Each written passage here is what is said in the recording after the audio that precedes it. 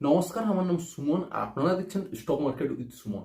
তো গাইস, আমরা কয়েকদিন হলো কয়েক মাস হলো দেখছি যে মার্কেট নতুন একটা হাই তৈরি করছে। যেদিন হাই তৈরি করছে তার পরের দিন কারেকশন দেখতে পাচ্ছি, 2-4 দিন কারেকশন দেখতে পাচ্ছি, নিচে আসছে একটু, দিয়ে আবার তার ওই হাইকে ব্রেক করে আরো উপরে উঠছে। ঠিক আছে, ওইরকম প্রায় 20,000 থেকেই চলে আসছে। 20,000 হলো ফার্স্ট, 21,000 হাই লাগালো, এখন 22,000। ঠিক আছে, যখনই তার সর্বোচ্চ হাই লাগায় তারপর 2-4 দিন নিচে পড়ে একটু কনসলিডেট করে একটু, তারপর আবার ওই হাইটাকে ব্রেক করে। তো এই প্যাটার্নে মার্কেট এখন চলছে। তো এবার আপনাদের কি মনে হচ্ছে, এই যে 22,000 হাই লাগালো দিয়ে আজ একটু নিচে পড়লো, আবার ওই একই রকম প্যাটার্নেই চলছে।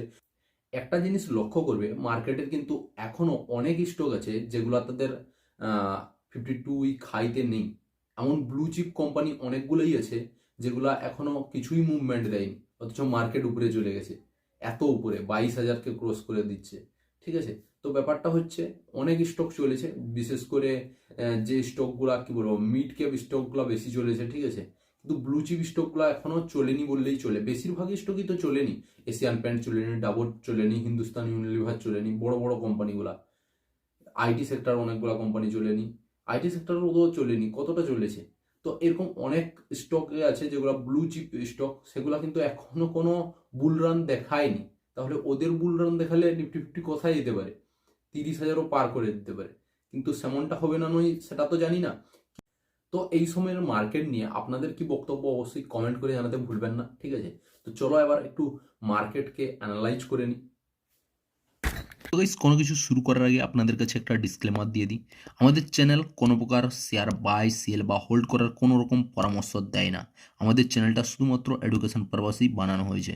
তো এখানে দেখো, আমি গুগলে নিফটি ফিফটির চার্টটা একটু বের করে নিয়েছি। আর এখানে আজ আমরা দেখতে পাচ্ছি, আমরা যখন ওয়ান ডে চলে যাব, 0.29% নিচে পড়েছে। মানে খুব একটা নয়। আমরা যতবারই দেখেছি মার্কেট তার হাই লেগিয়েছে, তারপরের দিন কিছুদিন গেলেই মার্কেট ওই হাইকের নিচের দিকে ব্রেক করে নিচে একটু পড়েছে, কনসলিডেট করেছে। ঠিক আছে, দিয়ে আবার ওই যে তার যে হাইটা বানিয়েছিল ওই হাইকে ব্রেক করে। ঠিক আছে, তো এমনি আমরা দেখে আসছি 20,000 থেকে, 17,000 থেকেই দেখে আসছি, 17,000, তা 18,000, 20,000, তারপর 21,000, 22,000। ঠিক আছে, তো এবার কি 22,000 থেকে 23,000ও ব্রেক করবে? মানে 22,000-এর যে 22,000 যে সেট করেছে, 22,000 কত ছিল কাল, ওই 22,089 না কত, 22,089 কত সামথিং ছিল। তো ওটা কি ব্রেক করবে? তো ওটা জানার আগে আমরা দেখে নেব। দেখো, আজ তো পড়েছে 0.29%। যদি আমরা 5 দিনে দেখে নিই, তাহলে মার্কেট দেখাচ্ছে এখানে 2.59%। ঠিক আছে, 1 মাস আমরা যদি দেখি 2.87%, 6 মাস দেখাই যদি 11.77%।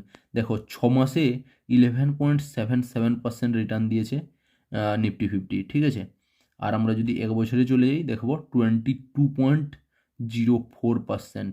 ঠিক আছে, তো 1 বছরে 22% রিটার্ন দিয়েছে, কেননা গত 2 বছরে খুব একটা ভালো রিটার্ন দেয়নি। তো এই যে এই বছরটাই এই 2 বছরের মেকআপ করে দিচ্ছে বলতে পারো। ঠিক আছে, এখানে মোটামুটি ধরে নাও 5 বছরে তোমার টাকা ডবল হবে। এই দেখো এখানে 102। ঠিক আছে, মানে 5 বছরে নিফটি ফিফটিতে তুমি যদি ইনভেস্ট করো, নিফটি ফিফটির যে কোনো শেয়ারে, ভুল বললাম, নিফটি ফিফটির যে কোনো শেয়ার নয়, যদি তুমি নিফটি ফিফটিতেই ইনভেস্ট করো তাহলেই এখানে তুমি 5 বছরে টাকাটা ডবল পাবে। তার উপরে চাইতে গেলে তাহলে তোমাকে অন্য স্টকে ইনভেস্ট করতে হয়। মানে পেনি স্টক বলো বা ছোটো স্টক বলো, সেগুলোতে রিস্ক যেমন থাকে তেমনি মোটা টাকা প্রফিট হওয়ারও আশঙ্কা থাকে। ঠিক আছে, এখানে যখন আমরা ম্যাক্সিমামে চলে যাবো, দেখো 2,373.32% রিটার্ন। ঠিক আছে, অল টাইম ভালোই রিটার্ন আমরা দেখতে পাচ্ছি। ঠিক আছে, এখানে কোথা থেকে দেখাচ্ছে, এখানে 1999 থেকে দেখাচ্ছে, 1 জানুয়ারি 1999। তো এই হচ্ছে ব্যাপার। তো এটা ব্রেক করবে, আজ নয়তো কাল এই 22,000কেও ব্রেক করবে, 23,000ও যাবে, 25,000ও যাবে। কিন্তু ধৈর্য ধরতে হবে। তুমি যদি মানে প্রত্যেক বছর ডবল চাও বা 2 বছরে ডবল চাও বা আরও তাড়াতাড়ি ডবল চাও, তাহলে তোমাকে অন্য স্টক দেখতে হবে। যদি তুমি নিফটি ফিফটিতে ইনভেস্ট করতে চাও, তাহলে তোমাকে মিনিমাম 5 বছর লাগবে। ঠিক আছে, যদি 5 বছরের হিসাব করে তুমি চলো, ইনভেস্ট করো, তাহলে তোমার 5 বছরে টাকা ডবল হচ্ছে। এখানে দেখতে পাচ্ছ 102%। হয়তো এমনও হতে পারে যে 2 বছর 3 বছর চলবে না, তো তোমাকে তখন ধৈর্য ধরে থাকতে হবে। তারপর যখন চলবে ওটাকে রিকভার করে দেবে, ঠিক আছে। তো এই হচ্ছে নিফটি ফিফটি বা স্টক মার্কেট। এক কথায় সংক্ষেপে, যদি তুমি মোটা টাকা ছাপাতে চাও, ঠিক আছে, স্টক মার্কেট থেকে তোমার যদি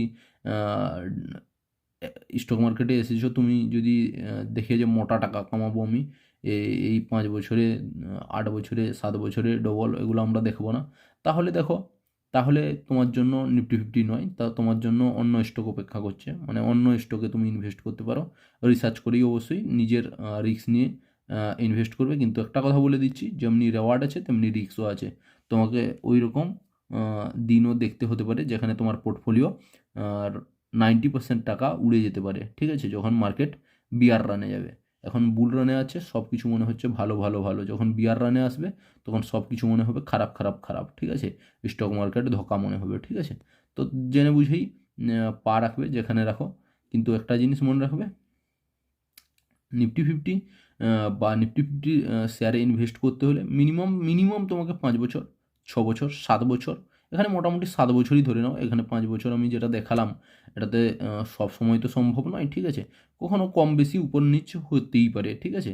এটা ফিক্সড নয়, কারণ এটা শেয়ার মার্কেট, একটা ব্যাংক নয় বা পোস্ট অফিস নয় যে তোমাকে একটা ফিক্সড 10 বছরে ডবল দেবে বা 8 বছরে ডবল দেবে।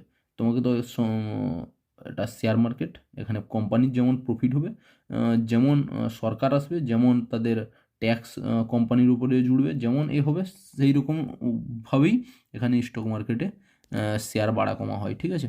তো এটা জেনেই তোমাকে শেয়ার মার্কেটে ঢোকা উচিত। তো আজকের ভিডিওটা এটাই ছিল। তো যদি ভিডিওটা ভালো লেগে থাকে তাহলে অবশ্যই ভিডিওতে একটা লাইক করে দেবে, চ্যানেল নতুন হলে অবশ্যই চ্যানেলটা সাবস্ক্রাইব করে নেবে, আর পাশে থাকা বেল আইকনটা ক্লিক করে অল নোটিফিকেশন অন করে দেবে। জয় হিন্দ, জয় ভারত, পরের ভিডিওতে আবার দেখা হচ্ছে।